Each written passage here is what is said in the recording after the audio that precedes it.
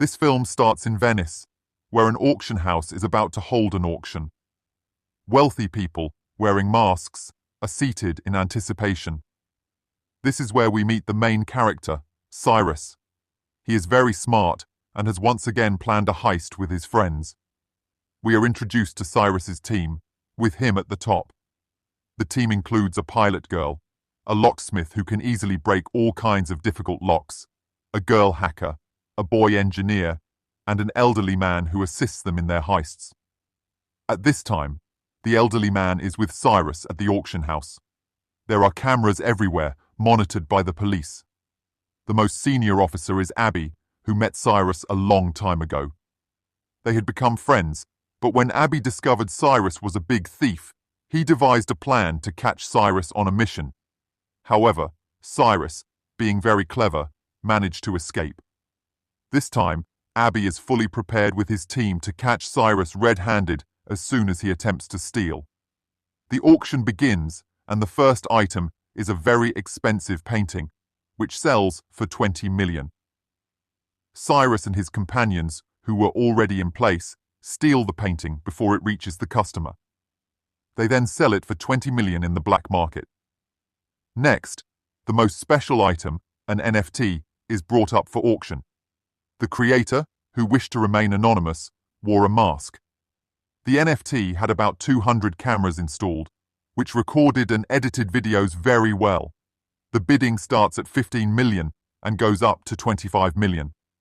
This time, the hacker presses a button, causing a power outage and an explosion, leading to chaos. While the wealthy attendees are trying to escape, Cyrus takes action. He himself places the 25 million bid and approaches the NFT creator, telling him to come to his place where the NFT and money exchange would occur. Abby, observing from above, sees Cyrus and his team trying to escape. She and her team follow them on a special speedboat. They manage to fool the police and set up barriers, causing the police to get stuck while they escape to their ship. There, they celebrate their successful heist. Abby, still investigating, carefully reviews the auction footage and notices Cyrus's partner, the elderly helper, who is still there. They capture him and discover that the stolen NFT's value in the black market has soared from 30 million to 80 million. To activate it, they need the real owner, so they kidnap the creator. Cyrus speaks to him, explaining that the NFT was originally to be sold for 25 million. Now, because of the theft, it will sell for 80 million in the black market. Cyrus assures him that they didn't kidnap him for nothing. They plan to sell it in the black market and give him half the profit, benefiting both parties. He tells the creator not to worry and to enjoy the party. Cyrus's team's helper was sitting in front of Abby, answering all her questions. Abby warned him, "I will put you in jail and expose your truth to everyone. It would be better if you tell us everything about your team." The helper revealed, "My team is in London at the moment. If you want to catch them, you have to go there with me." Abby then travels to the London Police Department with her friends. There she meets another officer who informs her, "I have secretly found out that the biggest mafia leader, named Lars, has recently made deals with the market shares, causing the prices to fluctuate. He has made a significant profit. However, due to this profit, not only did the market prices fluctuate, but chaos spread throughout the city. This chaos caused a flood, drowning houses and claiming lives.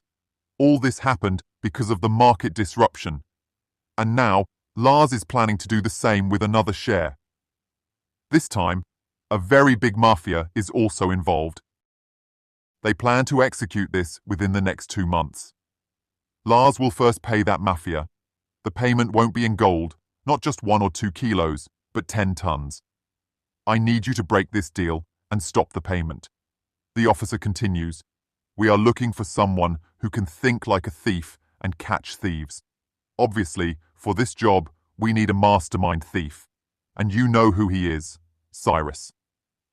Abby immediately responds, No, sir, nothing can happen as you think. You want me to go to Cyrus and ask him for help, and he will be willing to help us? Never. It is impossible." The officer insists, You have to convince him somehow so that we can stop Lars. Abby agrees and immediately goes to Cyrus. When they meet, neither of them shows any remorse. They accuse each other of betrayal, but eventually, Cyrus asks the reason for her visit. Abby explains, "You have to do a theft for me," and she recounts everything the officer told her. She tells him, "You have to steal all that gold."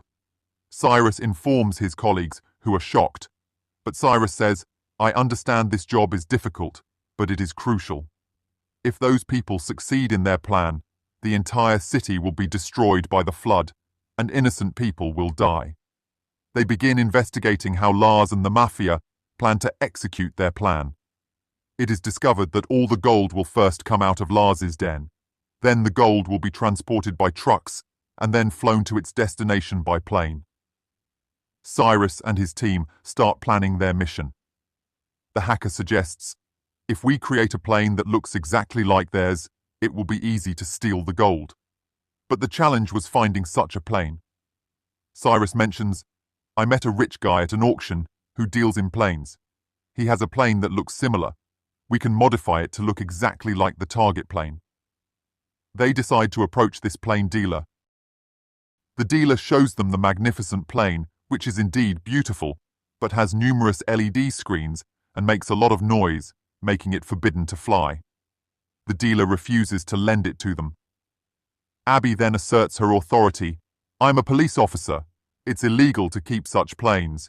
If you don't give it to us, you will go to jail." The dealer, under pressure, finally agrees. With the plane secured, the next major challenge was to evade radar detection.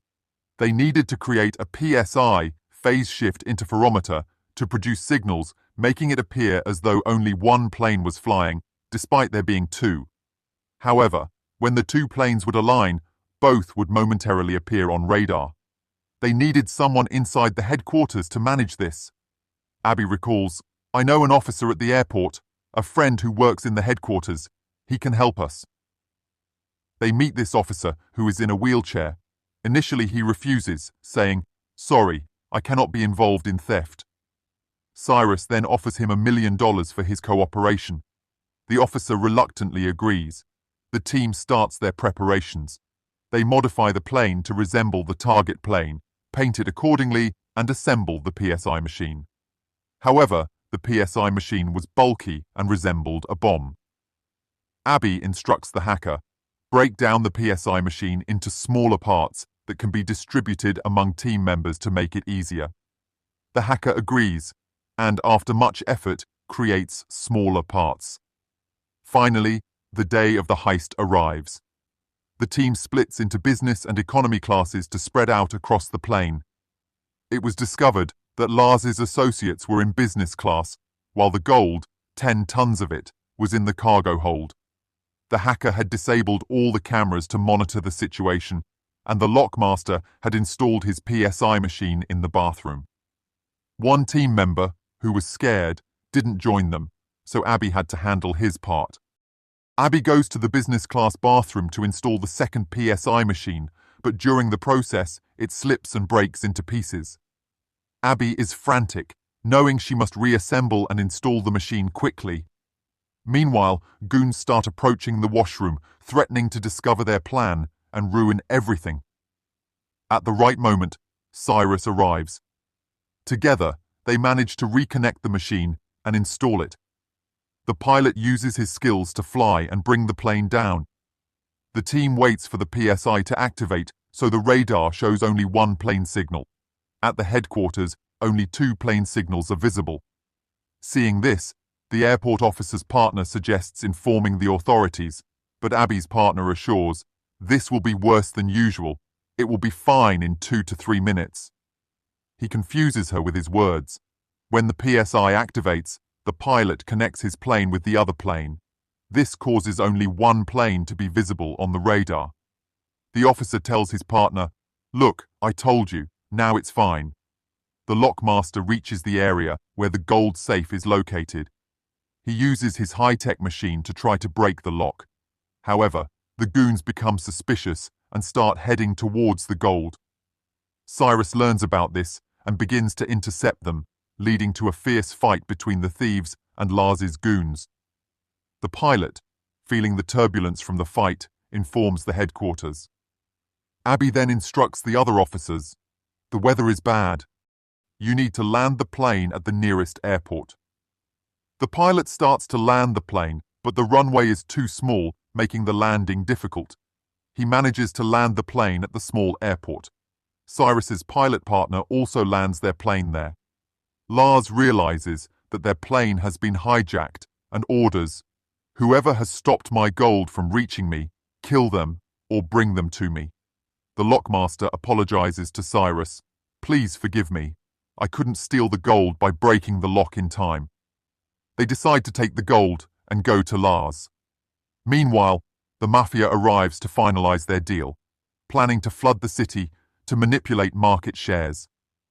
The Mafia also discovers that their plane has been hijacked, but Lars reassures them, "My goons have taken control. You will get your goods.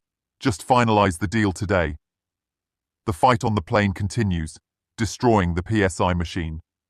Both planes appear on the radar again. The government sends fighter jets to intercept the plane. Cyrus and the pilot turn the plane upside down, writing, "There are people inside," to prevent an attack.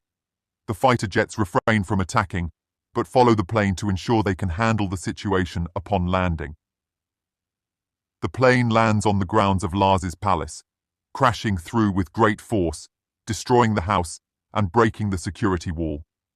As the plane moves forward, all the gold spills out. The Mafia tells Lars, "I will take all this gold and our deal is cancelled."